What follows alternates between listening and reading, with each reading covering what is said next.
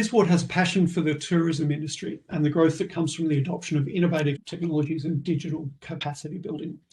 Through her company, Digital Coaching International and the Tourism Tribe Online Learning Hub, Liz delivers the projects to benefit destinations and the thousands of businesses, attractions and events that make up the tourism industry. Liz led the Australian Tourism Data Warehouse business during its startup phase and then as CEO. So welcome, Liz. Thank you, Stephen. What I wanted to speak about was tell a bit of a story in terms of how one business has responded to the trends in COVID and how they've used digital, and how for them, we know them very well, which is why I want to talk about this business and how they have managed to mitigate the risks of COVID in terms of the drop in their business. So I think it's a good story to tell. I'm also happy on the panel to talk about some of the other topics that we've heard about so far this morning in terms of the challenges to SMEs and micro businesses adopting digital, because I'm very close to that and have lots of firsthand experience working with operators on that, and then also what we're seeing as the steps that businesses can take to overcome those challenges. So, but that might come out in the panel discussion possibly, and maybe if I just do this, probably a little bit more about inspiration about what a business can do to deal with it. So I'll just share my screen and pull those slides up. Won't be a sec. So the first thing I thought I'd do is just look at a little slide, which is my capture of what are the things that have happened in COVID that are affecting most of our target markets in terms of travellers. And I don't think anyone's going to find any surprises here, but it's kind of nice as a bit of a scene setting, I think, before we all start doing our little presentations. So I see these as kind of the five main groups of trends that we've seen. One I would describe as hyperlocal. So we're seeing this mobilisation of the local market. And, there is a desire, I think also, and we see this after crises, like natural crises as well, that people living in the local area want to support local businesses. They want to see their local economy recover and do okay. But we add to that in COVID, people want to stay close to home. So as we're starting to understand how long this is going to take in terms of being able to travel any distance, people are very wary of crossing even state borders in case they get caught and can't get home. So it means that businesses in tourism have this new opportunity to attract and provide services and things that are appealing to their local market. And I think your speaker from the business perspective in Singapore, I can see is going to be sharing some great experience in this space. So that brings this real local focus into businesses that they haven't had to have before. The next one is about this need to trust. So consumers, they don't want to have to ask, is the business COVID safe? We have to put that front and center in front of them, because this is really personal to them and their families. If they're going to come and experience your tour or your attraction or stay with you or eat with you, then they want to know that they're in safe hands. So we have to be proactive with that and make sure that that's really clearly communicated. The third trend is the pent-up demand. I want to break free. I want to get out of there. And you can see that everywhere when people are in Melbourne in Australia at the moment, and just the activity on the street, because Melbourne, of all places, cities in Australia, went through some very, long lockdowns, and, just people want to get out. So that is a great opportunity that we have in the tourism industry now to cater to those more localised markets to do that. And thinking about things like packages and new experiences that get people out of the house, so that they can feel that sense of escapism. Digital overload. So, the most common words, you're on mute, that we've heard in the last 18 months. So Zoom, Messenger, FaceTime, and uptake across all demographics, social broadcasting. And, when we think about it, because this, our theme for this conference is all about digital innovation really in the SME and micro sectors of our industry. Just getting the basics of digital in place is, that's what a lot of them are grappling with. But the great thing about digital is it provides that opportunity to level the playing field. So with the low cost and free access to digital platforms and tools, small businesses can look just as big as larger corporates in the digital environment. So this is a wonderful opportunity. And I think also in terms of just the, where we've seen businesses take the time during lockdown or this unfortunate, awful downturn in tourism to actually grow their digital capacity in their businesses and grow their skills. So there's never been a better time to do that. And I think, this is a really lovely point in time for small and micro businesses to be able to look much bigger than they are and to level the playing field. And the last one is the cashless revolution. So PayPal reports their silver tech market, so over 55s, absolute surge in downloads of PayPal. So people shopping online, doing online purchases at a level that they've never done before. So what we've seen is many businesses in tourism, retail sector, moving to an e-commerce business model. So not just putting an online shop and payment facility online, but what else can they sell online? Are there products that are related to the experiences that they offer and the brand that they have that they can then sell online?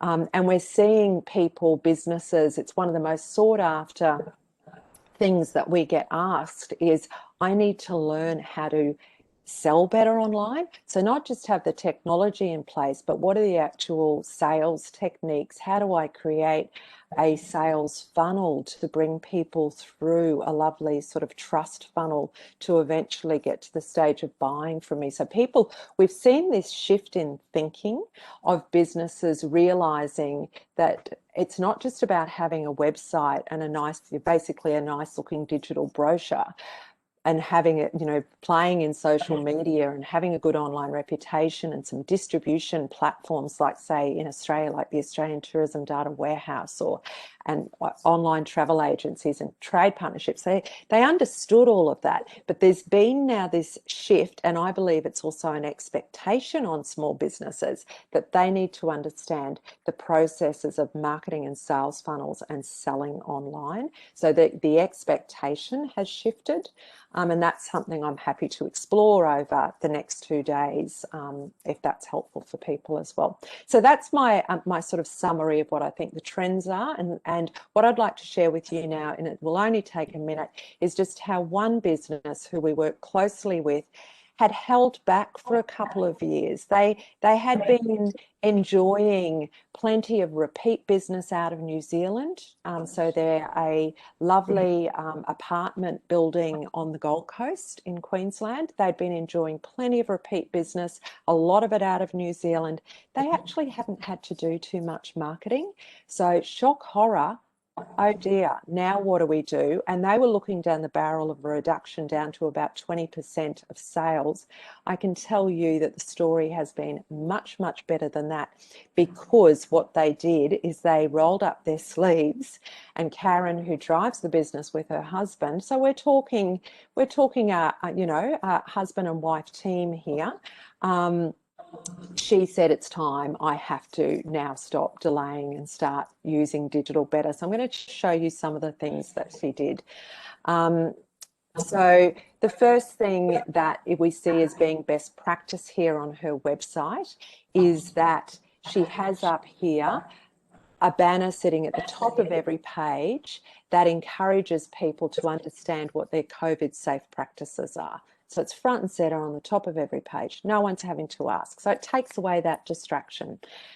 These guys, so I've come onto the website, these guys are all over it. The other thing that is best practice here, and I'm going to talk more about in my masterclass session tomorrow, talk more about sort of best practice responding to general consumer requirements, is showing the experience and her target market so many apartment blocks or accommodation. What would we see there in the first image? We would see a picture of the apartments, wouldn't we? No, we're seeing what is the experience that she offers. So that's another thing just to point out. So all of these things are new for her compared to what she was doing. The other thing that, and you can see here then the link through to those safe COVID practices that she has up in that green banner. And it's very personalised. You know, we can see the hosts here, you know, so it's a very, and that's one of our general trends with consumers. They want to feel that the host is going, it's going to be very engaging and very personable. Then we see how she responded to having to attract new markets. So no New Zealand anymore, no other international. So what has she got to do? All she can rely on is her local market and her short distance drive market an hour north into Brisbane, and even targeting to the southern side of Brisbane. So for the first time ever, she's creating packages that have got a different thing, because all she did is she catered to families coming out of these international markets. Now she's gone and worked with local restaurants and providing dinner vouchers in the package, because that's another thing in COVID, isn't it? Where do I eat? Is everything going to be booked out because it's so busy, you know, at certain times? So she's taking away the pain point for people. Ladies' getaways. She hadn't done that before. Midweek specials. Golfing experiences. So you see these experience-driven packages starting to come in.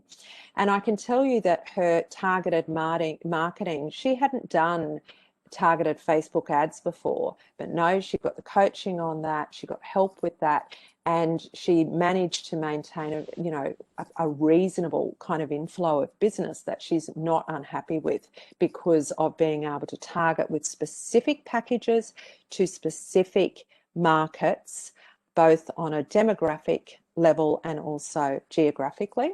So that was great for her. The other thing she did is she added a online chat to her website. She didn't have that before. So she took our advice and said, you just need to she's a really fantastic host and salesperson anyway. She just didn't have that provision there yet. Online chat is one of the fastest growing requirements for a consumer, to be able to get quick information and to feel that they can trust that potential provider that they're working with. And the other thing she did is she invested in video. So she set up a YouTube channel so that the video, she can start to build that library there.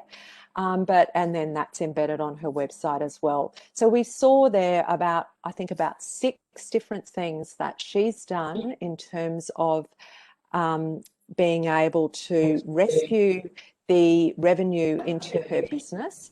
And it's a happy story, because she's really been able to be a leader in that space, and she's remained incredibly positive and just kept trying new things and was really happy with that. Oh, sorry, the last thing is she'd been really holding back on Instagram, and I'm not showing you what her Instagram posts used to look like, but they did not look like anything like this, I can tell you. She was really struggling with it, but she did the coaching, she got in there, she's now got somebody helping with her, she's really found her stride with it. And I love that she, is just having a go. She's got some of the best practice things going on, and in terms of having her content themes represented here in her highlights on Instagram, a really nice sort of themed and consistent thing going on in terms of the stories that she's telling. It's all about the experiences, and it's about partnerships as well. So here she is posting about an art gallery on the Gold Coast, home of the arts, and the centre there, and also just a little best practice thing. She's got great destination hashtags happening. So she's just ticking lots of boxes in terms of where we would like to see so many tourism operators get to in their digital presence. So I think, yeah, that's it. So that was just sort of take through. I thought it might be a good place to start for our conversation, to see what one business has done to remain in a quite a good state in terms of COVID in a really difficult time. Thanks, Stephen. I'll Thanks. stop sharing there. Yeah, thanks. I think that's a fantastic example of many of the things that we're seeing with small and micro businesses, especially customer experience, once again, is rising to the top of the list. And I kind of like that. I know that no matter how much digital we bring into things, it actually does go back to customer experience. Having said that, there's a lot of new stuff in there. Do you think SMEs are investing in themselves during this time? And I know that probably in your experience, you've been working with quite a few that have. Do you think many are missing the boat? Or do you think lots of people are making at least small steps? Look, I think there's a couple things going on. I think where, particularly early in COVID, the first lockdown, we had an incredible response in those first 4 or 5 months to what we offered as a upskill during lockdown program. So, and I think that is because people really, people who are interested to invest in themselves and their business, they saw that opportunity and grabbed it. And so we saw an increased appetite and the time, people had the time to do it. Now what's evolved, and I'm speaking in Australia here, so across nearly all states and territories in Australia, and at both a local government level and a state government level and a federal government level, we are seeing all sorts of different subsidised digital capacity building programs being created. And as a provider in that space, we get to, play a role in there in a lot of cases, which is fantastic. So what's happened is businesses have been able to stop paying for it themselves and been able to jump into one of these programs. They may not be paying the dollars, but what are they paying? If they're really committed, they're investing the time and making the effort to make change. And we all know as human beings that making change, and as a small business and micro business, giving time, because some businesses are very busy with this new localized market, is a challenge. So you need to have, there's like a set of conditions that need to be there for a business to genuinely create change. And it's certainly big part of it is having that commitment and being not, and having a program that they can work through methodically and having support in that program. Because if you just throw them into, let's take the worst case scenario, here is a website that's got every single digital marketing course you could possibly think of that you might like to do, it's not going to work. So they need that guidance, that support.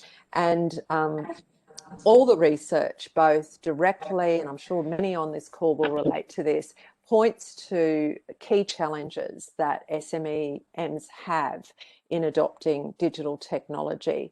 One of them is time poor. Another one is a lack of trusted advice. So they don't know who to trust. A lot of turning to bookkeepers, friends and family. They're not just going to do it because they've heard it's a good thing to do. So they want trusted advice. A lot of them feel overwhelmed. They don't know where to start. So sorting out what is my next best step. What's the first thing I can do? And what we always advocate is if you can support them through a journey where they are building, it layers up the confidence. So, okay, I've dealt with this. It may not have been the sexiest thing, but I've dealt with some of the things relating to, say, my password management. I feel like I'm a bit safer in the cyber world now. Okay, I bettered that down. Now let's move to looking at what I can do on my website. So taking them through steps, and then within the website, given that such a massive space, what are the things, get it onto a list that they can do, that they can tackle one at a time, because it is continual. It's not going to stop. So that sense of overwhelm is a big one, the trust, the time. And generally, we're seeing a lot of businesses just aren't digitally savvy. We all sit here in this virtual room. We knew how to get in here. We know how to navigate and do a chat. There are so many businesses that aren't there, and we forget that working in this corporate and government space. And we've got to keep coming back and getting real about that, and creating these support networks for people to adopt digital. I think that's a fantastic point to just finish this little discussion on, because it is so true that we understand how to do so much of these things. We have access to the technology. We all have a stable enough internet to be able to even be on this type of meeting. These are the issues that once you get into particularly micro and smaller businesses, it's a game changer. So in some ways, though, it does, what you've been talking about really does highlight the fact that COVID-19 is a massive opportunity. In some sense, we will never have so many tourism operators underemployed, hopefully ever again.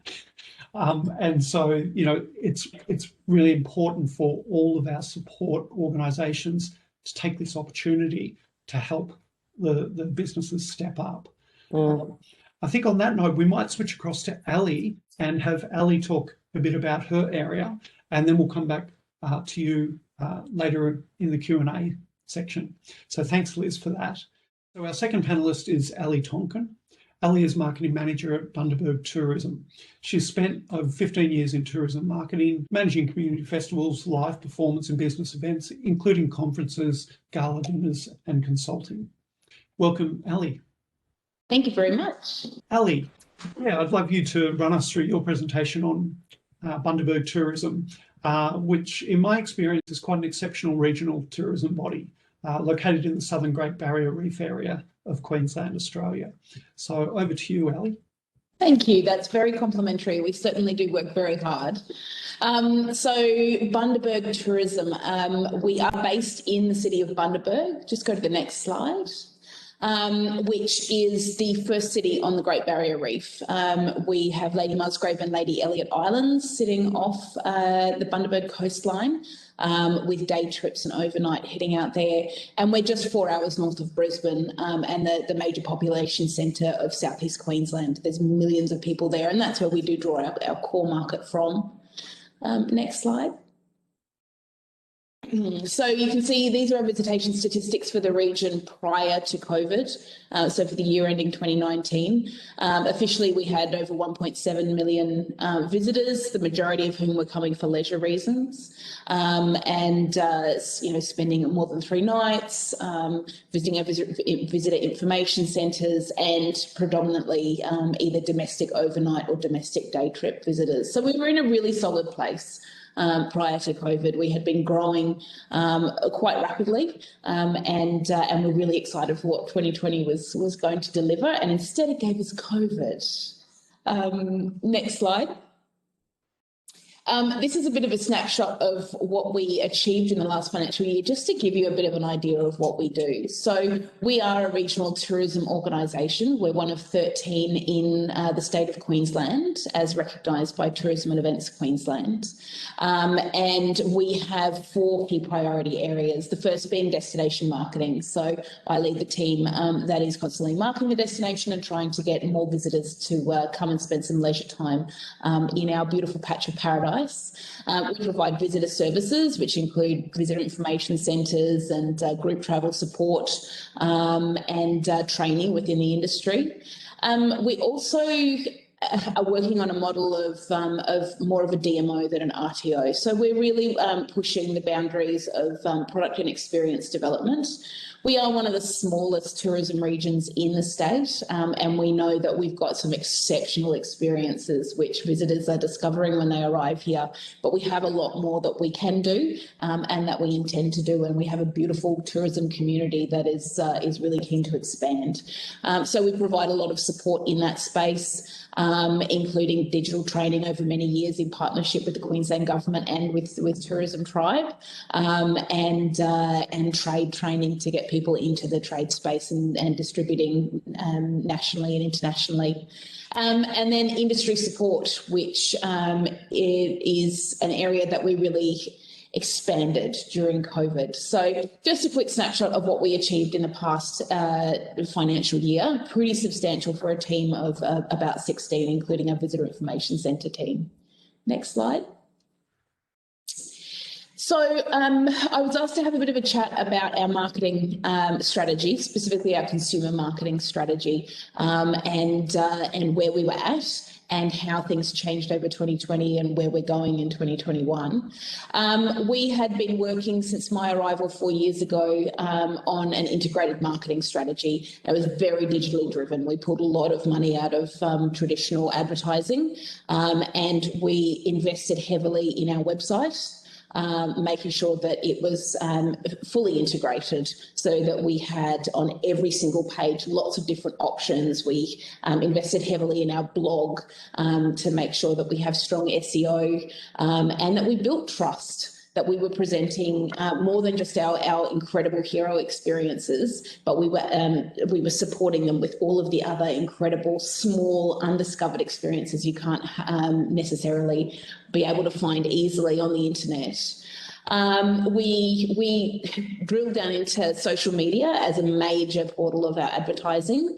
Initially, we lead with soft content, so those blogs and beautiful pictures to build that trust, and then lead generation, so sales pitches, whether it's trying to get people to go directly to our operators or encouraging them to book through our website. Particularly for things like our monopo turtle encounter and our reef experiences. We also established a lot of digital partnerships with publications online who have a large portion of the leisure market visiting. We invested in our e-newsletter, making it really segmented so that everything that we were sending was short and sharp and exactly what the consumer who was receiving it was actually looking for. And then we had a little bit of out-of-home marketing, so billboards, beautiful things that people can encounter as they're beginning to drive up the Bruce Highway or the Pacific Coast Way. And then we worked really heavily with our PR and our media coverage to get that earned voice out there and show people that it isn't just pure marketing that others are coming and experiencing. So altogether, we were working on a really strong integrated marketing strategy. We were seeing fantastic gains in our visitor numbers who were coming into the region. We were seeing pretty incredible sales on our website. We do represent all of our industry from a membership level, and the feedback was that we were targeting brand new audiences, people who wouldn't necessarily come into the region or who wouldn't go direct to these operators who are working with us to find and to sell through our platform, and bring on 2020 because it was going to be amazing. Next slide. But of course, we went into lockdown. The March lockdown was a horrendous shock to the whole of the local industry, as it was for the entire world. And instantly, we had to switch off a large number of our marketing activities and just revisit why were we here and what were we doing? So social media, the lead generation gone, nobody was selling, and it was crass, quite frankly, to be selling when our operators were closed. Our digital partnerships, we switched them off immediately. We sent out no e-newsletters. We turned off our out-of-home marketing, and we all went home. But we continued to deploy that soft content. So we continued to write blogs. We continued to talk about the beautiful natural assets in the region and to just put them out there as inspiration. It was really important during that lockdown period in Australia that we stayed present, but not in a where we want to sell to you, but in a we miss you. And we genuinely missed our visitors. We have a beautiful, open, friendly community with an incredibly high sentiment toward tourism.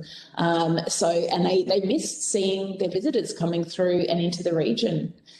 We continue to work on our website. We had done a very large integration project to make sure that the content was really, really high quality and was easy to find.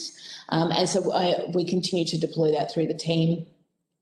And then we really drilled into the PR and the media coverage because we were getting such a good reception with our blogs.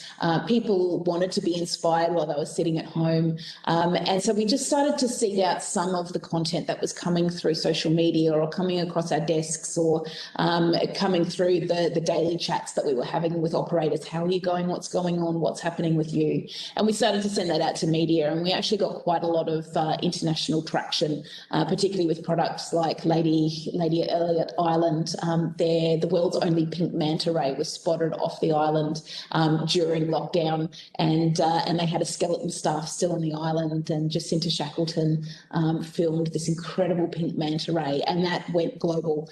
And it was just reminding people that we are still here, we miss them, and we will, whenever lockdowns ended and we could welcome our visitors back, we would be waiting and we would be excited to greet them with open arms. So the next slide. So we've headed into this new normal. Our lockdown in Bundaberg and in Queensland ended a couple of months after it started. The first two, so March and April and May were just appallingly bad in terms of operators being incredibly shell-shocked and not knowing what was happening. Obviously, visitor numbers across the websites, our digital platforms, crashed. But then as lockdowns began to ease here in Queensland, we had our best month on our website in record. We had enormous numbers of travel intenders who were coming onto the website. And since then, we've just had to figure out, well, where do we sit? What does our strategy look like as a destination? How are we working with our operators, many of whom were working on severely restricted numbers or weren't even open at all to welcome visitors, particularly some of our really large organisations? How can we support them, and how can we make sure that we are continuing to talk to consumers who clearly were desperate to come into Bundaberg? Being only 4 hours north of southeast Queensland, we had millions of people just sitting there going, get us out of here. So how could we talk to them and encourage them to come up, but still make sure that they were getting a voice that they could trust, which is something that we had built for many years, a voice that we could, that consumers could trust. We weren't telling them everything's open and it's going to be wonderful when you come up here, just come on up and fill our beds. We had to be really careful to make sure that expectations met reality when they actually arrived, that they knew that there were going to be limited numbers of seats available in restaurants, and that some of the operators weren't even open at all. Responsive, I guess, is probably the best way that I could describe where our new normal is and what we did from lockdown to now. We've just continued to be as responsive as we possibly can, taking what was successful in our past strategy and our past activities in partnership with our industry, but then constantly staying on top of what do the consumers want, what are the trends. Some really key trends that we've seen are that consumers want to book direct with our operators, which is amazing. We've seen over a 400% increase in leads from our website to our operators, which is what we are here for. It's what we're here to do. Whenever we put anything up on social media, or our operators put things up on social media that gets a really strong response, we follow that. We go down that tunnel. Literally, there is a tunnel you can drive through just west of here, which has got a bat population and is fairly significant. And we posted that a couple of months ago, and it was by far our biggest post of the month on social media. So we started to drill down a little bit more into, all right, well, what are people looking at? Are they interested in coming through the tunnel? Let's serve them content based around where they can stay and other experiences they can have around this one experience that they've all responded to.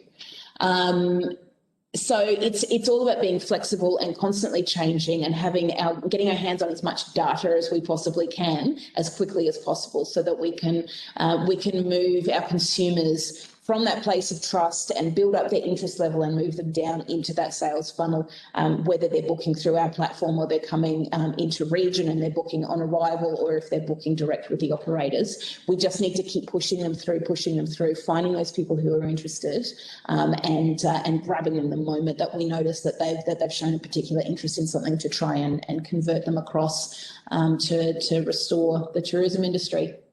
Next slide. So based on this strategy, we have been incredibly fortunate. The industry in the Bundaberg region has reported a significant increase in regional visitation since 2020. We believe it's actually stronger than what it was in 2019, when we were seeing record numbers of visitors coming into the region. Part of that is the fact that we are in close proximity to southeast Queensland. We have got millions of people down there who are unwilling to hop in planes, unwilling to cross borders, but need to get out. And every time I've driven down to southeast Queensland from Bundaberg on, say, a Friday night, just the amount of traffic that goes past on the highway is quite staggering.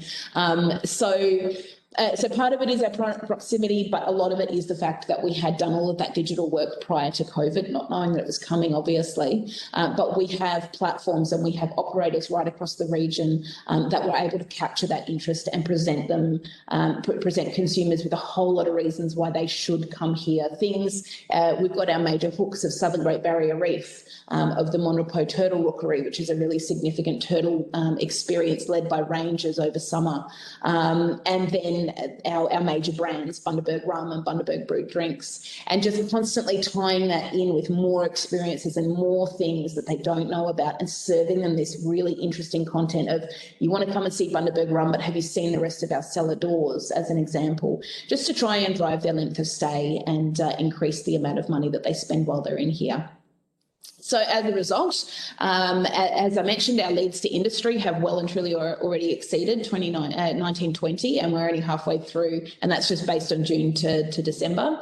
Our online sales are actually up 64% year on year compared to the 1st of June to the end of December of the previous financial year, which staggered me. We assumed with all of these leads to industry that they were going to be booking direct, but no, people are absolutely looking to book online, and they want packages, they want things that are easy. Exactly as Liz was saying before, it's about finding those consumers and making it easy as possible for them to book and to spend their money and to come and experience what's in the region. And the next slide.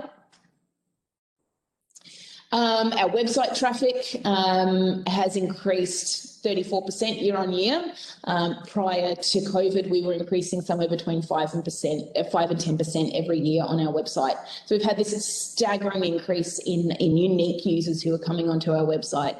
They're viewing more than an extraordinary amount of pages while they're online. They're staying longer while they're online, giving us more opportunities to serve them this incredible content in this incredible destination. Our social media reach is 130% up on year on year, which is just staggering. We are reaching more people without even trying, and certainly without spending any extra money. And the number of people who are engaging on social media is up a whopping 151% year on year. So we know that people are interested, and we know that they are online, and we know that they are searching for us, and that they are responding to the content that we're putting out. So we're just chasing them as hard as we can, because we are looking to drive as much traffic into the Bundaberg region and into our tourism industry as we possibly can. And I think the next slide is my last one, which is just some key learnings from what we've taken out over the past 12 months. As I mentioned, the development of this really strong digital presence in the years prior to COVID has meant that we've been ready. The increased tourism interest has been quite overwhelming, particularly after the initial lockdowns, and it has remained really steady right through since June last year, and we've been able to capture that, and we've been able to work with our industry to continue to deliver that. Staying in market with inspiring content during lockdowns was absolutely vital to get that international coverage from Lady Elliot Island. Was amazing. We've got a beautiful farm stay just outside of Bundaberg called Splitters Farm, who were just small and ran day tours prior to COVID and lost their entire livelihood. They started posting on a daily basis just tours of the rescue animals and the working farm, and they are now heavily booked.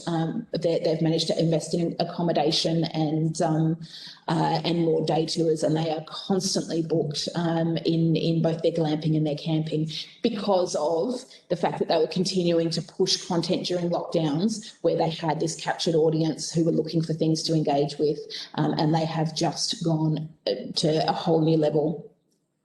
Our soft content, so our blogs, our organic social media, our digital partnerships, we have really focused on building that trust.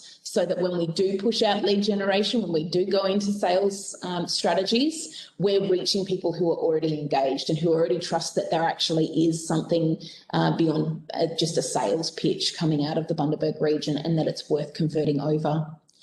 And our CEO, Catherine, uses this all of the time, and I love it. It's surprise and delight. And that's what we aim to do every single day here in the Bundaberg region. So taking those hero experiences, using them as the hook, because we know that they appeal to people and that people will seriously consider coming up to experience these major experiences, but then relentlessly promoting all the unknown gems to really build that length of stay and that overnight visitor expenditure. So that has done us very well over COVID. It was a very rough time, but we have managed to, as an industry, and we work very, very closely with our industry. We are absolutely in partnership with them. We are membership based. Those are the big things that we've taken out of the past 12 months. Thanks for that presentation, Ellie. Truly, that is a master plan there that you've just delivered. It might be overwhelming for some regions, seeing the amount of change. It shows how much work was done prior to COVID. That meant that you were ready. You had positioned yourself well to respond. What I'd love to try and talk to you about, though, just briefly, is around how would you suggest other regions or other economies can take on these aspects in their planning? So really, what would you get a tourism organisation that's wanting to build all that stuff to start with? My suggestion is start small. Start by going back to basics and having a look at the assets that you've already got from a digital perspective. Do you have a website? I can tell you the website that we had when I started was not fantastic. It was clunky. It was really difficult for a consumer to navigate around. It only promoted the really big content, and there was a lot of clicking and multiple stages you had to go through. So I built a team that was willing to rip the website apart and be really critical and take all feedback, and just gradually, and that's the key, gradually we built more and more content. We don't have big budgets, so we couldn't afford to get anybody to come in to do a complete overhaul of the website. It was very organic, and we pulled more and more content on. A blog is also really important, and I'm sure that most regions have heard this for many years, but a blog gives you the opportunity to have a conversation with your consumers and to offer them insights into that go beyond the surface, beyond the marketing guff. And that for us was major in building our trust factor, and then serving that across Facebook and across social media, and trying to find those people who are already engaged. Bundaberg is not the sexiest of regions. It has its own connotations within Queensland, and I'm not from Bundaberg, so I thought I knew what I was coming into when I moved to Bundaberg, but it actually has so many different levels, and it's an incredibly magical place with this beautiful community and so many different experiences depending on what part of the region that you're in. So we needed to present those incredible experiences to people who are already receptive. So it's a case of just getting into the back end of Facebook and having a look at, well, who are your audiences? Who's already coming and visiting your page? Who's engaging on social media? And how can you get them to continue to engage and then come over to the website and just push them down that funnel without being really overt about, we're going to sell to you. It's about building that trust factor and deepening the story that you're telling to the consumers. A lot of our operators are not particularly digital savvy, particularly prior to COVID. So we really took it as an opportunity, because websites were so fractured right across the region, or they didn't exist, or they were very, very difficult to use. We've tried to pull as much content as we can to make ours the go-to website for consumers coming into the destination in the absence of skills in region, and then trying to share as much of that skill level as possible to support our operators who, when they're ready, to come and build their own digital platforms that are telling the same story. One of the strengths I think I'm seeing in a lot of different both tourism organisations and MSMEs is the ability to almost stand back and take a look at who you are, what do you have, what's in the region around you. So maybe when tourists were just flooding through and there was a standard market, we didn't need to sit back so much and reassess how people see us. But all of a sudden, when people aren't coming physically to us due to lockdowns, or they're coming from different regions, it's a really good opportunity for us to step back and just have a look at, hang on, what do we even have here? And I think that's one of the things that Bundaberg has done really well. You've really worked out, you know what your destinations are, you know what the product and experiences are that you're delivering, and then you've been able to move on from that very organic, non-digital starting point as well and turn that into a digital strategy. We'll take some more questions a little bit later on. I'm just going to introduce Jan Hutton because she's now joined us. Jan has a proud track record as a trusted business leader and advisor, delivering sustainable strategies that transform the way organisations work, often by taking advantage of new business opportunities through the application of digital technologies. Central to this is identifying what's valuable and delivering positive, measurable and enduring outcomes. Jan combines creative capabilities with deep travel and tourism industry knowledge, business strategy, technological experience and data-driven insights to help businesses see what's possible. So Jan, I'd love to welcome you to this morning's event. Thank you, Stephen. First of all, thank you for that rather lengthy and a very warm introduction. I'm not going to present slides. I'm going to talk through what I believe will be most valuable for your audience. It was just great coming into the back of the last presentation as well. Just hearing, Ellie talk. I think that there's so much commonality between all of us and how we're ultimately seeing some of the challenges and opportunities. But look, from my side, it's been over a year, and we've all felt pretty powerless. And yes, we obviously can't change the circumstances, but we do have choices. And I guess that's what's interesting in listening to some of the previous speakers as well. And hopefully some of the insights and trends that I can share also assist in making important choices to accelerate the recovery of our visitor economy.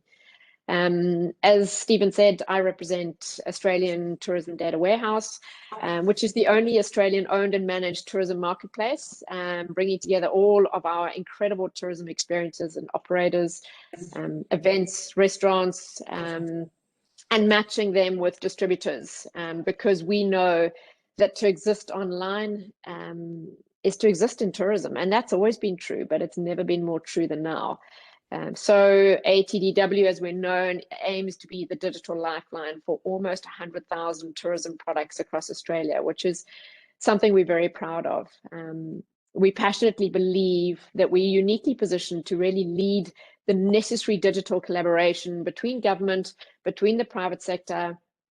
And I guess this digital collaboration is really the central theme of many of the post-COVID or in COVID strategies that I'm hearing about. To quickly explain the context and makeup of our Australian tourism sector, and I'm sure that this has already come across, but what I find quite fascinating is that micro and small tourism businesses make up 95% of our national industry, and it's actually a global phenomenon, but even just looking at it through the lens of Australian tourism. And that micro and small business make up nearly 50% of tourism businesses. Of that 95% have no employees, they're sole traders. And this is not unimportant because we'll be looking at the pace of digital change and the capacity that's required and the innovation that's required to trade out of what is a very complex new territory for tourism.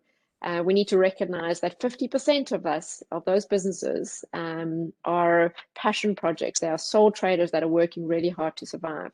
30% of them employ under 5 people.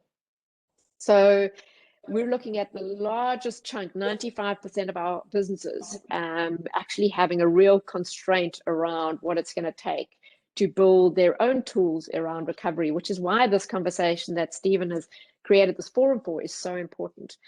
So half of the Australian tourism operators actually generate less than $200,000 per annum. That's also important. So I guess from my perspective, identifying the problem is essential so that we can innovate through it, we can solve it. The impact of an in-COVID, post-COVID world, modern demand generation world for MSMEs is that we are now all forced to spend more and more just to be seen, and at the same time we're making less and less return. And that's just the 101 reality of demand generation and looking at the marketing funnel or the path to purchase or the customer decision journey. But we're spending more and more, and it's becoming more and more competitive and more challenging. And I don't even want to get into it, but that's this side of January 2021 when we start dealing with the new GDPR, and we're not even going to be able to retarget, which means a lot of small businesses and large businesses can't even retarget. They can't even make their marketing efficient anymore to actually be able to acquire new audiences. So this is all important in terms of planning and understanding the vital role of digital collaboration. So establishing a domestic and then ultimately international market presence requires constant involvement, and we know this. I suppose from our perspective, we want to be part of the solution. And we believe that we have a really important role to play. So giving easy access to insightful, relevant data is key for business decisions. Providing quality content that genuinely optimizes our listings, or the profiles as we call them, to increase our conversion rates or to ultimately just drive more bookings. I think what's happening, and one of the things that we're really happy to try and drive change in, is more and more small businesses are realizing that actually we don't want to be competing on tech and data. We really want to be competing on experience. And just listening to the lady at Elliot Island example, being a big advocate of Peter Gash and his family and the incredible experience that delivers, we want to be elevating the unique, beautiful experiences that we have in abundance here and compete on that. We want to be collaborating on data and collaborating on technology. And that's something that I think ATDW has the opportunity to play a role in kind of being the glue that maybe brings a couple of key parties, some of our state tourism bodies together, so that we can work smarter on that. And it goes without saying that nothing is more important right now than bookings. So for us to achieve this, to ultimately recover our industry, needs infrastructure. They need capacity. They need to be visible online. And that's why we want to be the engine that is powering the domestic and international visitor economy across Australia. Because, from our perspective, if we could bring tools like developing national voucher programs, or ultimately, as we start looking to opening international borders, having automated machine learning translation engines, so that it doesn't matter how small your business is, you're automatically getting access to localized translated content in 10 languages, that your product, your experience is being, the visibility of it around the world is increased, and the opportunity to convert more because it's been translated is so much more improved. Certainly from our perspective, we're thinking ahead, but we're acting today. And I know that we're all doing this. We're all looking to what that new future looks like, what the digital tools are going to be, how we could work smarter, how we could listen more, how we could work together more. But by the same time, we're needing to be highly reactive right now in working with our industry more than ever, closer than ever. And to this extent, we operate very much as that content and technology partner that's providing exposure, and providing a network ultimately, that we could democratize access to leads. Because I suppose there is a truism in marketing, there is a truism in accessing audiences, which is ultimately about reclaiming visitor revenue, that the more you spend, the more people you access, the greater your conversion. And we're trying to really democratize that and make sure that everybody has access to the same leads. And that's the type of technology and policy that we're seeing government really prioritize at the moment, which is really important. So Stephen, I guess some of the changes we've seen in the MSME space, and for all small businesses, and in fact, The same changes have been inflicted on larger business and on consumers. Nobody's got out of COVID unaffected.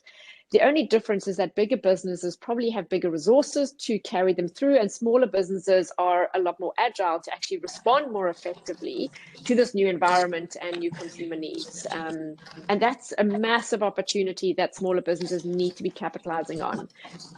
We've needed to watch the trends very closely and adjust to support our industry.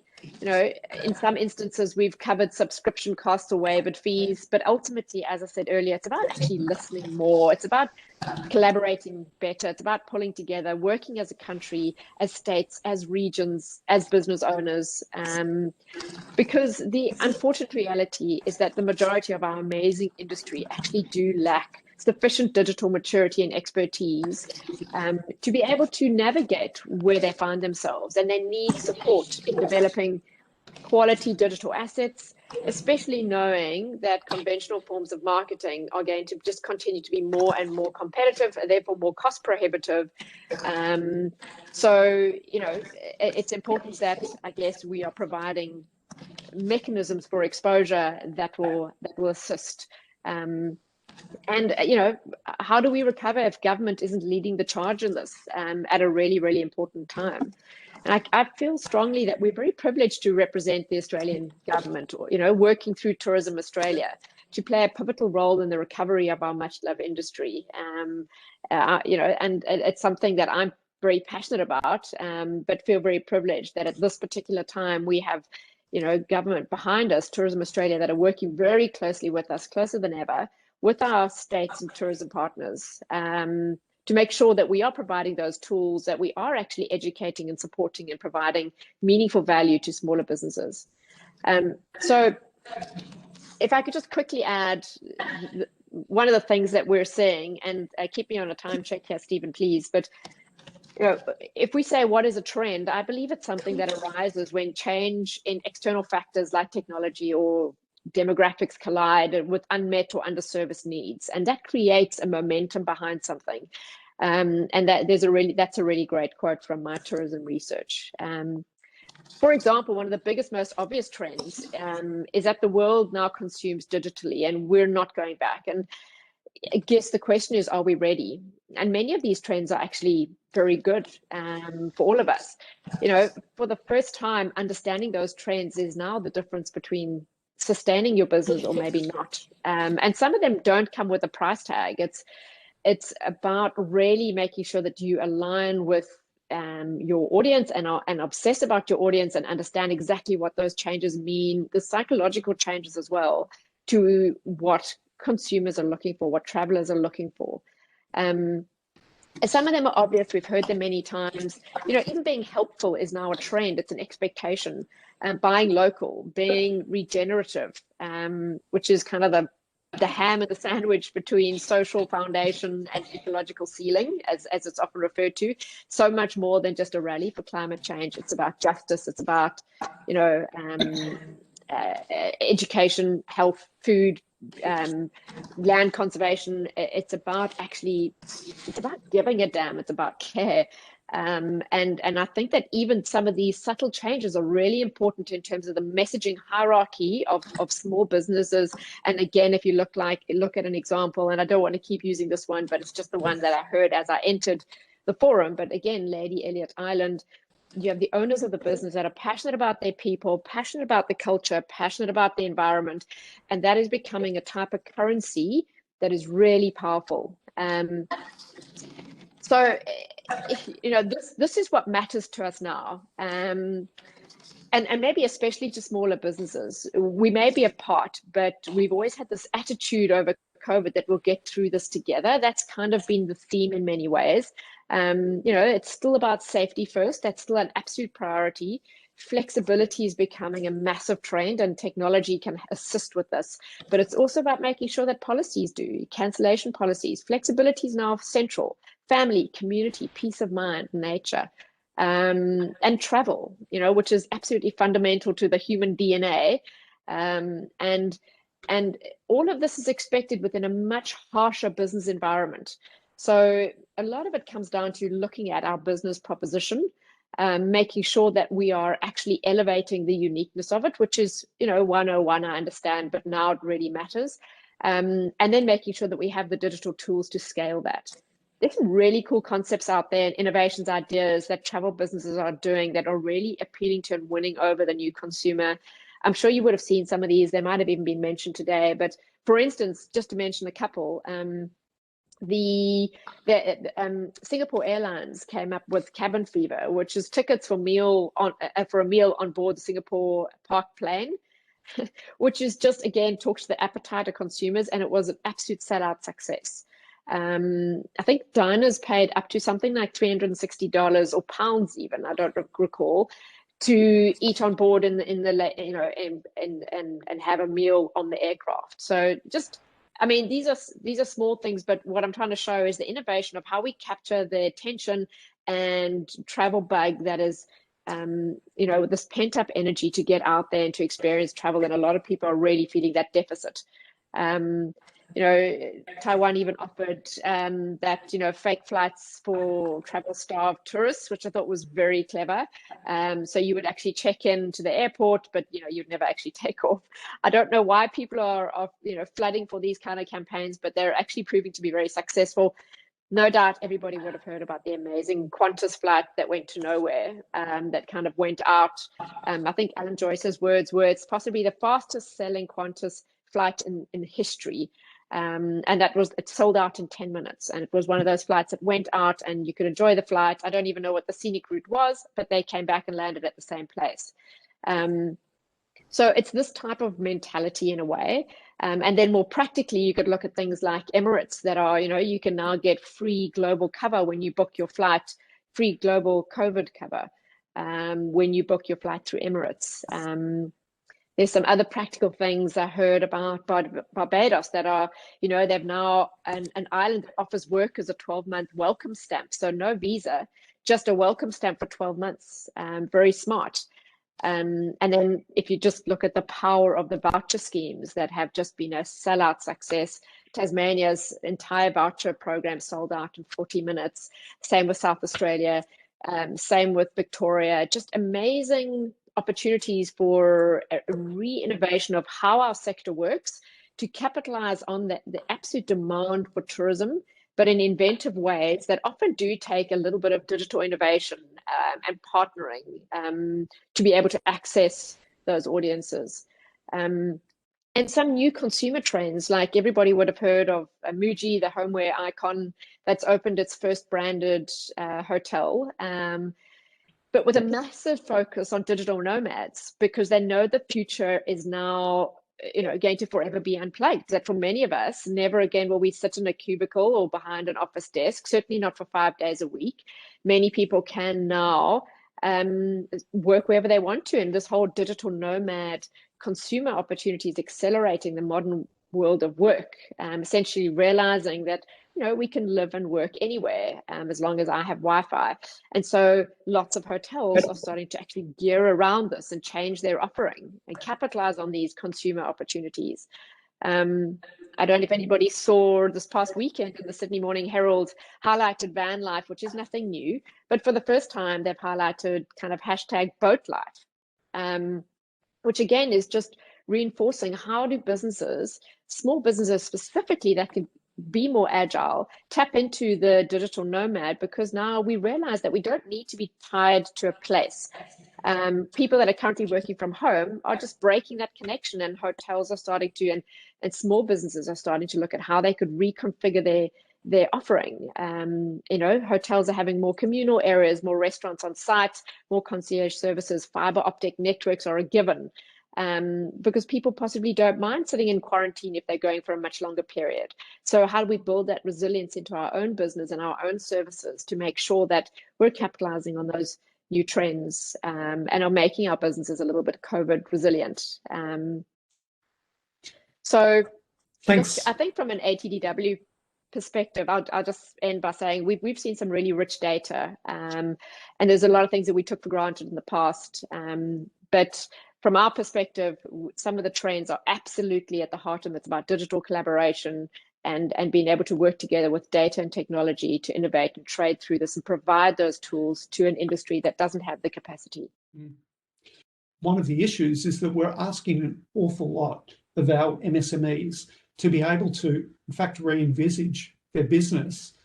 We're finding a lot of the smaller operators, look, there's no hiding from it. Like, businesses are bleeding, they're battling. I don't want to try and just showcase the businesses that are being really successful and innovating. There's so many that are just hurting.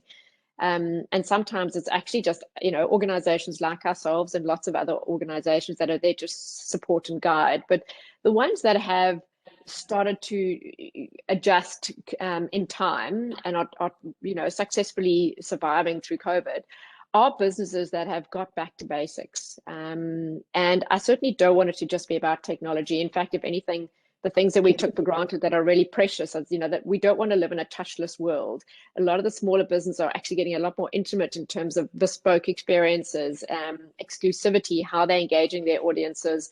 There's a lot more time to maybe build one-on-one relationships. They're looking at their pricing strategies. They're looking at diversifying. So it's I almost want to say this is simple business logic. It's not just a case of, if we provide the tools, you'll be fine.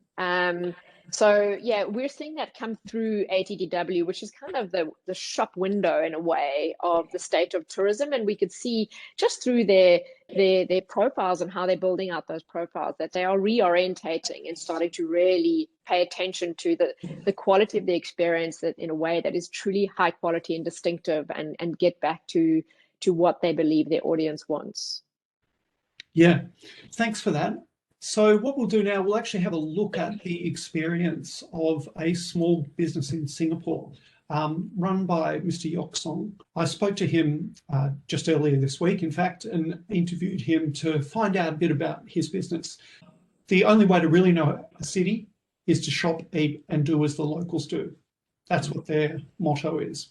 So let's hear from Yock as to what his experience has been during COVID.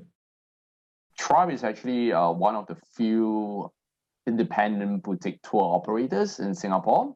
But essentially, we only focus on creating interesting, in-depth kind of tour products for people that's actually visiting Singapore. And we always wonder, why isn't there something like in Singapore that allows us to actually have a better way of learning about the local cultures, learning about Singapore beyond the glitzy, shiny, good, economic side of things. We kind of start thinking that, do we really need an office? Are we able to bring our businesses online? We have actually started that process even before COVID. We don't really have a physical retail front. Bookings are coming in through our booking platform. We do more marketing online. We get into partnerships, working with OTAs, working with content players. And the whole business is really more, I would say, it's online. Terrible. I guess it's the same for many travel businesses, particularly for us, because on the pre-COVID days, a large bulk of our business comes from business events. We are the partners to many of these events organizers and conference organizers. So we supply the tours. And when COVID hits, effectively 5 to 6 months without any revenue coming in. So that definitely got us thinking, right? Like, what can we do? So how about going digital? How about what if we do a live stream? And at that time, if you ask me back in February, then it's like, what platform would you like to do for live streaming? I was actually really researching around, right?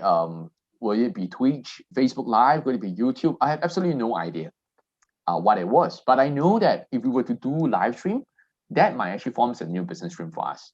And then you fast forward to July. That's the time when Singapore starts to, we allow for certain activities to take place domestically.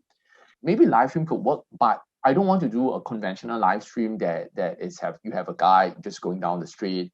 What if we do a kind of live stream that we have something that's being sent over to you to complement your 5 senses? Could we start with this idea? We use Zoom as a platform. We got one of our partners, which is a curry puff factory, allowing us access into the kitchen. So we get to see behind the scenes how a curry puff is being made. So in our very first live stream to a domestic audience, we had about 30 signups, and we charged $5 per live stream. Live stream doesn't really command a lot of money to bring in, especially for audience who's saying that it's behind the scenes, right? Our main focus is really about content. We want to tell a good story about our local businesses, about the kind of love and passion that they put into making their food. Very excited about our food, right? So at the end of it, we say, hey, why don't we cut up a piece of curry puff? And then we just got the mic so close to the curry puff, we get the auntie to slice the curry puff, and the sound of the breaking through the crust was like amazing. And everybody like, wow, I'm hungry. I'm looking forward to receiving the curry puff. And we knew that we kind of got something right. Yeah. And so I think this whole live stream thing actually created not just a new revenue stream for us subsequently, but it also helped us to tell a better story. We had 300 viewers going into a scene behind the scenes of a coffee factory, learning about how coffee is being made in traditional way and how they have automation being done in their factory, which previously would not have been possible without live stream. Now is the time that people are willing to accept live stream as a content. People are also willing to pay for certain form of live stream, even though it may not worth to be a lot. They still prefer the physical the kind of physical experience, but that doesn't stop them from paying that $5, $10 for live stream.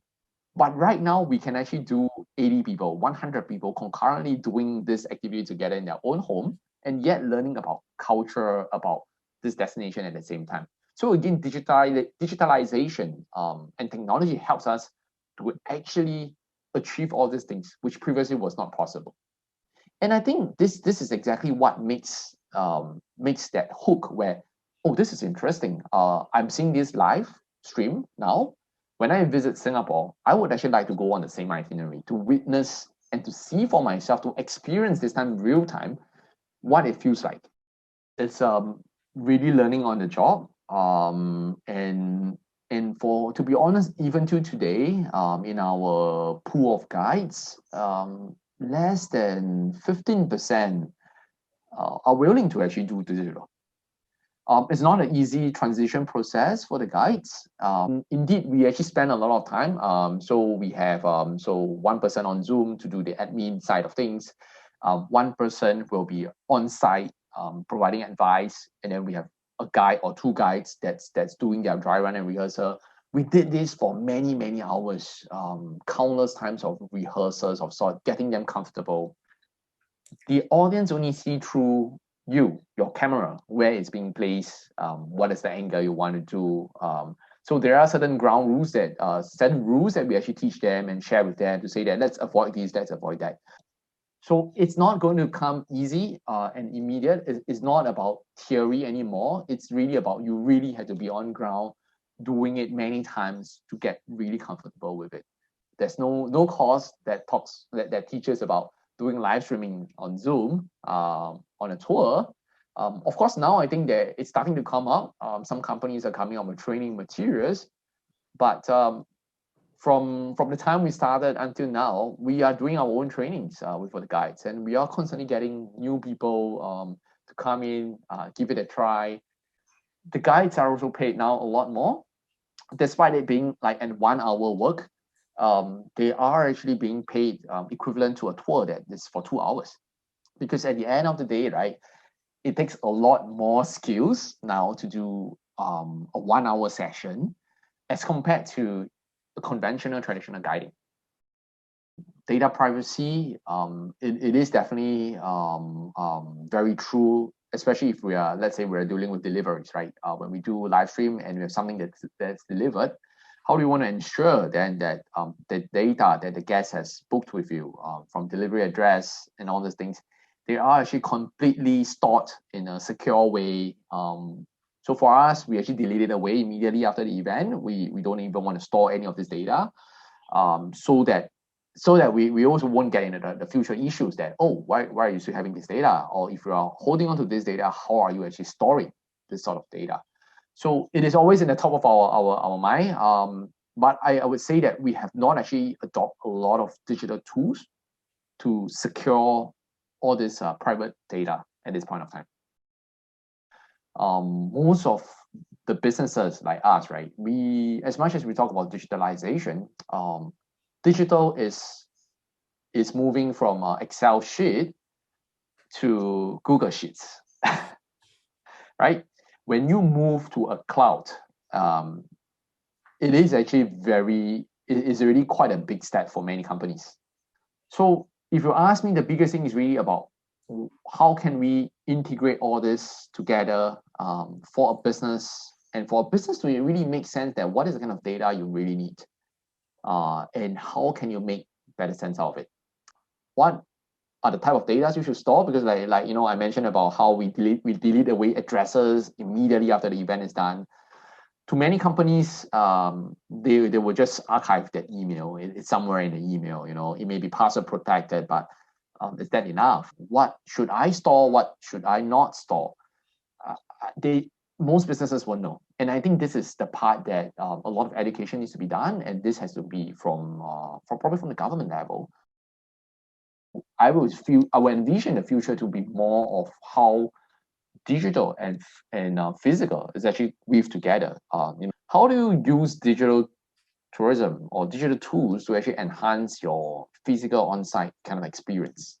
That's where I feel the future is going to be. If you are in a tour or haunted tour and you want to tell that this is haunted, you want to create the kind of fear and the goosebumps.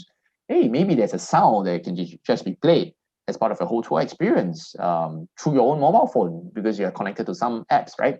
So that's when your physical and digital really works really well together, where the digital tools are there to enhance your experience and not be that burden that I need to do everything digitally. I don't think that's the intention.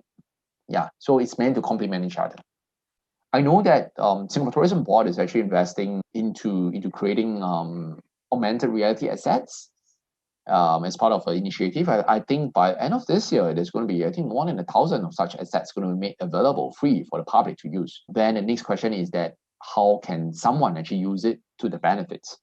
So this whole thing about augmented reality, short fronts going AR, I don't know. I don't know how much of a ROI it may bring from a business perspective. There will always be a question that a business will ask. But from a branding perspective, PR perspective, the fact that a tourism board is willing to invest in such assets, AR digital tools, it definitely tells a lot that we are progressing.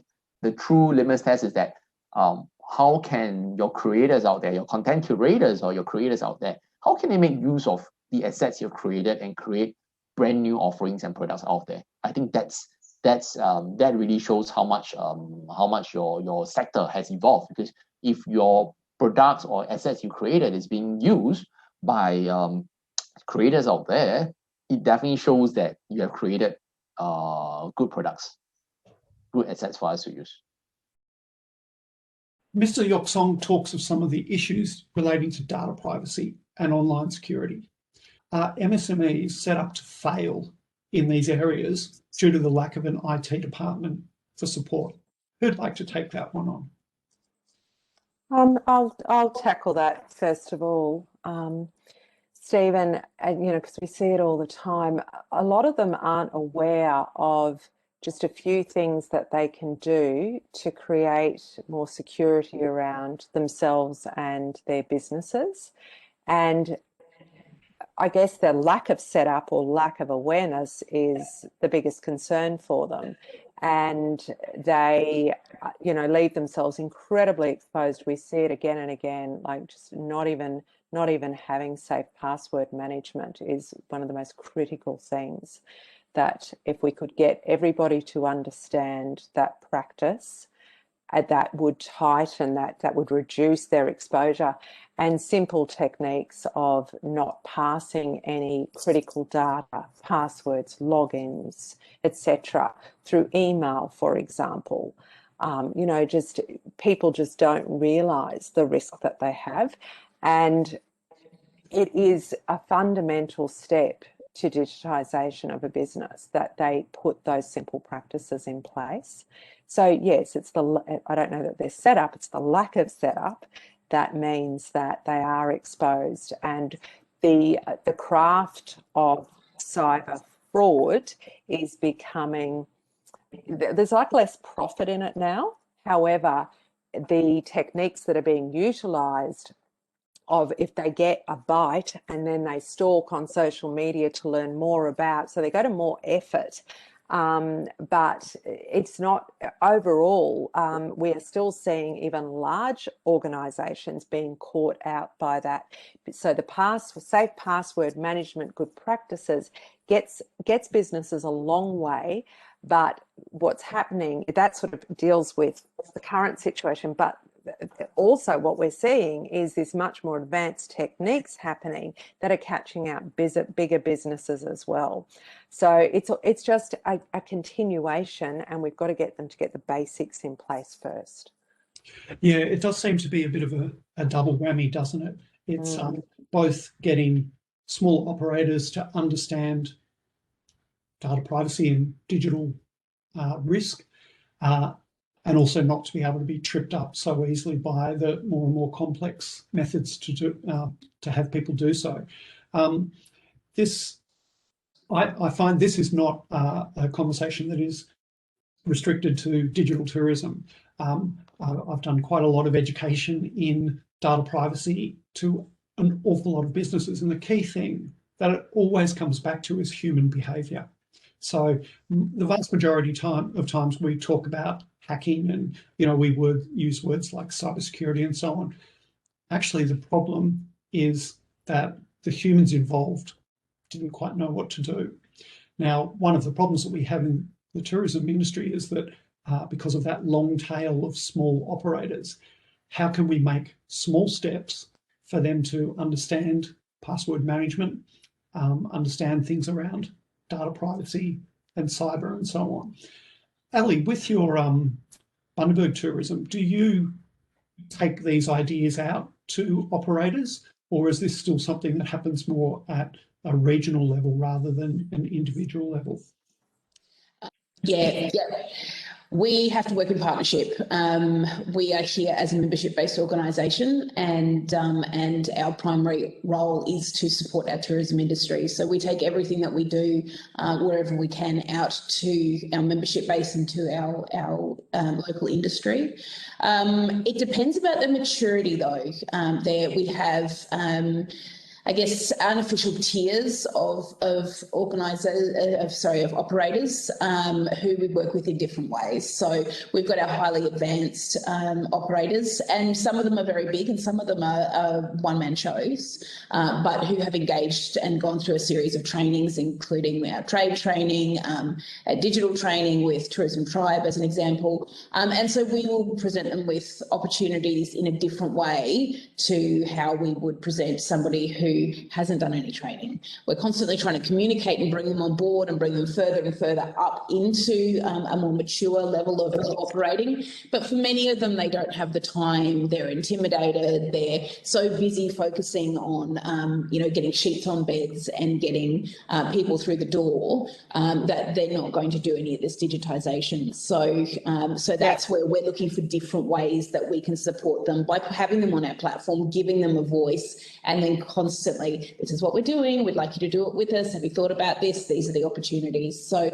constantly communicating to just bring them up. And, we've got one who just before COVID was completely disengaged and is now heading to the Australian Tourism Exchange in June this year. So in 12 months has made a shift from almost non-communication with us as an RTO to being up there and ready to go out and be in the trade space. So it doesn't take much. It just takes someone switching on, and then we can start to bring them up to that next level of maturity of operation.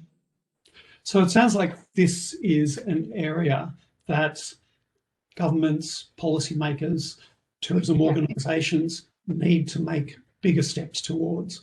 I'd like to throw this to you, Jan, particularly around the question of one thing that Yock highlighted, which is an incredibly interesting problem that's we're all going to be facing, is the inability to retarget using data. Well, actually, you referred to it as well, due to GDPR and the CBPR, APEC's cross-border privacy rules, and all of the local laws on this. A number of operators are nervous about this, but they're not really sure how they should respond. Do they stop keeping lists of contacts? Do they not follow up on opportunities? It's a huge one. How do we get through this one, Jan? Thanks, Stephen. That's like the challenging question of the day. I think all businesses are a little perplexed and we don't have all the answers. There isn't a silver bullet. This is the massive disruption, and I don't think we've even begun to understand how profoundly this is going to change the efficiency of our marketing investment or lack of efficiency. I'm just always going to come from a stance of almost getting back to basics. So what I mean by that is, and I'll get to the GDPR reality in a minute, but I think that many businesses, and even in this conversation, we talk about trends, and a lot of trends talk about high tech, and we talk about augmented reality, virtual reality. There are new booking platforms and new payment mechanisms, and there's a lot of innovation happening, and all of that we're agreeing small businesses need to be paying attention to. But then I just come down to basics and I say, but many businesses actually aren't even on ATDW, which gives them unbelievable reach and exposure. And they haven't even done their Google My Business listing. They haven't done. So what I love about listening to what Liz is saying is that education is actually so important right now, because we're able to literally take those businesses on a journey and equip them with what is important first, second, third, fourth, because there is absolutely no point in buying augmented reality glasses if you haven't got your Google My Business listing done, as an example. That's right. Same to the point of GDPR. So this is kind of where we find ourselves, which is why I strongly made the statement earlier about the fact that Australia, because that's the marketplace, that's the visitor economy that we are the stewards of and fiercely wanting to guard, more than ever cannot be competing on data and technology. We need to be collaborating around those areas, and we need to be competing on experience. So what I'm saying when I say that is that we have different touch points across the ecosystem. So ATDW has proximity and access to first and second party data. Obviously, we have the tourism operators and events, attractions, etc., on ATDW. And by proxy of second party data, we've got access to distributors, which is a kind of attribution model between the two. But we don't have access to consumers. So if we partner with Tourism Australia, as an example, we're able to get consumer data. If we look at platforms that are genuinely adding value, real utility to a consumer, like, for instance, a voucher program, we're able to get them to opt in and acquire their details that will allow us ultimately over a period of time to repair the damage that's going to be done by retargeting. Those cookie pools are gone. With not being able to use cookie tracking from January next year, that is an absolute game changer. I don't want to talk about actual numbers, Stephen, but what I can tell you is in my previous capacity working at Destination New South Wales, such a significant portion of that already substantial marketing budget goes towards really high performance retargeting marketing. And as of January, that is all turned off. It's gone. So the only way we actually get around this is getting back to almost old-fashioned marketing, where we are forced to make sure that we are delivering value back to our consumer as an exchange for their details, and we can actually start to have mobile numbers, email addresses, and get back to being able to target, engage, and retarget, as an example. So a lot of those businesses, those smaller businesses that are so good at nurturing leads, nurturing their consumers, following up, moving destination marketing away from this pre-travel psychology, which is very out of date, and looking at pre-travel, in destination, and post-travel in a way that we service a consumer, that they are more than willing to share their details and hear from us again. It's almost back to that value exchange, and that's going to take some time. There are obviously other, shortcuts. A lot of organizations are trying to get around the GDPR issues by just acquiring big money, purchasing big databases of details. But eventually that'll catch up too. So yeah, that's actually the solution, which is not maybe the solution everybody wants to hear, but that's the reality of where we find ourselves in marketing. Now, there's a question that's come through. It mentions your live streaming managed to pull interests of viewers, but did you also manage to generate any leads or sales from it? And if yes, how? So this was quite a complex problem. The only way they could really turn it into leads for future was by getting opt-in of people to really be part of their future campaigns. It has to be very overt, as opposed to just capturing their details and assuming those details are mine. And so as their program did progress, they did try and focus more on techniques like this. But it was something that was concerning them. Liz, would you like to add anything to the conversation around this? Are you reading my mind, are you, Stephen? I was sitting thinking of the effort that they went to with setting up this quality storytelling via video and live streaming. And, you know, that's an amazing set of assets that they now have. So whenever we create content assets like that, it's not a matter of using them once for one specific purpose, but they go into our libraries of content. They are accessible on multiple platforms. We use them and reuse them too, because that story needs to be told again and again about those amazing experiences and those local food experiences, etc.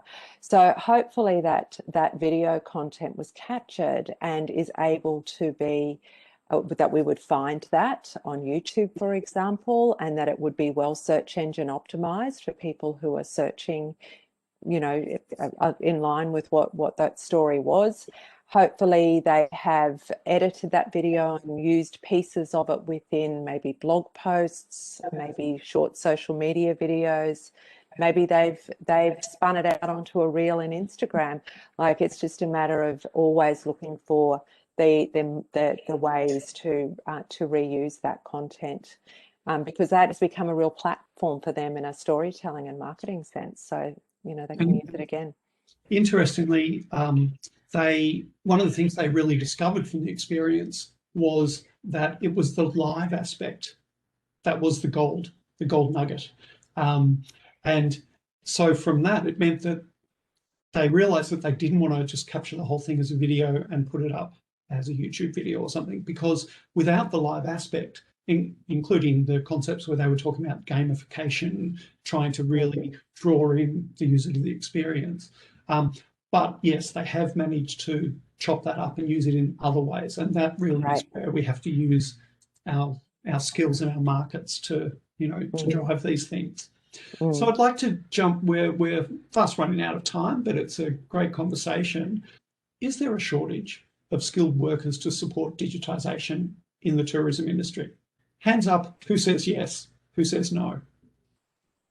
Liz?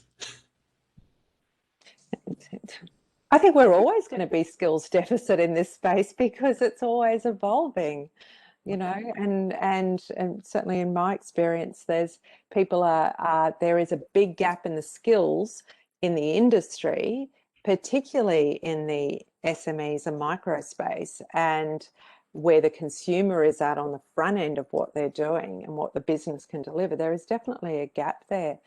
And, you know, thinking about the comments earlier, I think 2 conversations back, you know, there are governments in many jurisdictions are doing many things to, for example, address cybersecurity and to make businesses aware of what they can do.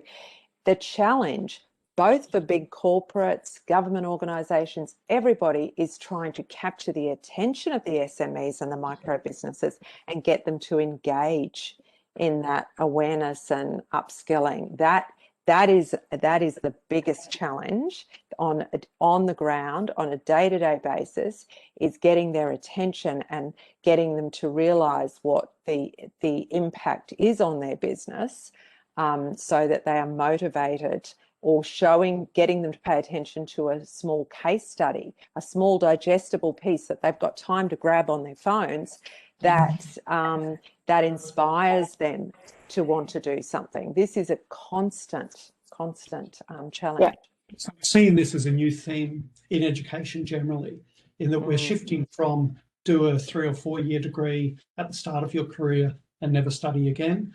We're now moving to microlearning and the ability to chunk things up into very small chunks, very accessible, mobile friendly, things that people can learn whilst they're still at work. it's an area I'm very interested in, and I think it applies very much to tourism. Ellie, how has Bundaberg Tourism, I saw you nodding heatedly in agreement, how have you dealt with this problem of getting the information drip by drip to your MSMEs? Relationships is what it comes down to. In an industry like ours, we have about 170 members on the books, and we're a tiny little team. Probably maybe 50 of them are engaged in any real sense across the year.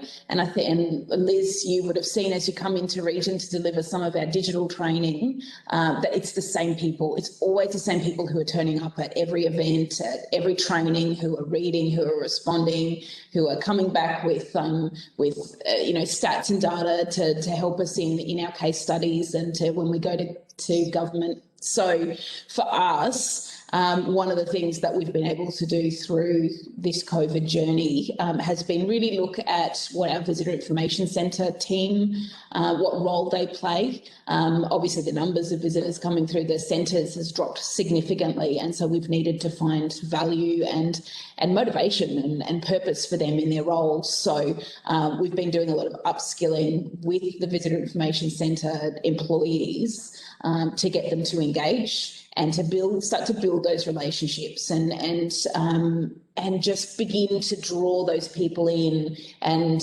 have those conversations, get to know them, find out where they are, because many of our operators, they are so busy putting sheets on beds or, cooking because over COVID they've had to supply meals where, and we've got limited numbers of staff available here in the region, in many regions, they're coming across this issue. So they're having to multitask and they're not interested. They're not interested in getting online. They don't have time. It's far too big. It's hurting their brain. They're, often people who've done this as a passion project, as you mentioned before. And so it's about finding, all right, well, this is a point that is a pain point for them. And when an opportunity comes up, knowing through that relationship who to go back to present it to is really the way that we're beginning to draw a lot more people into a realm where we can upskill them and get them up to that next level. But if it isn't for relationships, we don't have anything in this business. And so, Jan, in science and engineering, we often talk about never let the engineers design the software, because one thing is the actual processes that are involved, but the other thing is the presentation and interaction, this human interface. So are the tools up to, are they fit for purpose? Is this one of the issues that people who are non-digitally interested are not finding tools that they can engage with easily enough and inspirationally enough to actually take their knowledge up to the next step? Yes, Stephen, so true. I mean, look, I think just to dovetail slightly with what's just been said both by Liz and Ellie, I think that the pace of change is difficult for any business to keep up with, including government. So to your point around skill sets, I think governments are battling, no different to how businesses are. As soon as you require one skill set, they then need a specialist in another. So it's just becoming more and more digital. And certainly just on that point, demand generation or modern marketing is nothing more than that sweet spot between technology, data, and creativity. It's nothing to do with channel planning. That's just populated for you. So the whole context of what we do and how we operate has changed. But that's before COVID. We're now living in a two-speed economy, and that divide is only going to become more and more exaggerated because we are getting down to people that have either the tools or the knowledge and people that don't. Resources too, but putting that second, because first and foremost, just looking at what you were saying about education and the future of education, organizations, small businesses that understand what to do in their business in order to survive, what is most important, or more important than something else. Not even getting into finding time. But I do think that kind of two-speed race is exaggerating over the next little while. And the role of all of us, government, private sector, is in many ways to actually rally around small businesses and create, aggregated tools and services and support, just like other sectors do. And And with all of that, I've forgotten your question. Look, yeah, I think we were talking, well, the question, well, I think you answered it anyway, but I was talking about whether the tools that people can access, so your non-digitally friendly consumers. Yeah. So the key thing there, and I mean, for absolute transparency, if you know, speaking with colleagues and friends, if I look at ATDW, we have a really instrumental role to play, but we've got a lot of work to do, and we'll own that. You know, there's no doubt. We can't hide behind the fact that we need to provide a really seamless, easy, intuitive user experience. Just looking at our asset, and this applies, as you said, in terms of engineers and designers. It is no point in providing a tool that is going to be cumbersome already, as Ellie's reinforced, or Liz actually said this, to actually get people to find time to attend or participate in educational content is tough. And you have to find time, and it's excruciating. You know, we need to fast track providing tools that are efficient for our users, our customers, to engage. I mean, you know, ideally enjoyable experience, but if nothing else, fast track how they access, how they utilize those tools in a way that, you know, from our perspective, we're even looking at how we could create an iterative process so that they don't have to go from A to Z to set up their profile, their listing. They could actually just go online, set up, you know, 3, 4, 5 things of the basics, and then get prompted to add more detail, almost taking a little bit of a leaf out of Airbnb's book, unashamedly. So yes, the user experience is incredibly important, and it's our responsibility to make sure that we are maximizing usage by making sure that it's adding value in an easy way. I'm going to have to wrap it up. I'd love to thank our panelists from today. So Liz Ward, Ellie Tonkin, Jan Hutton, our virtual Mr. Yock. I'd also like to especially thank Australia's Department of Foreign Affairs and Trade, DFAT, thank the support of the APEC Tourism Working Group and APEC Study Centre in putting on this event. Thank you very much, everyone, for coming today. Regards.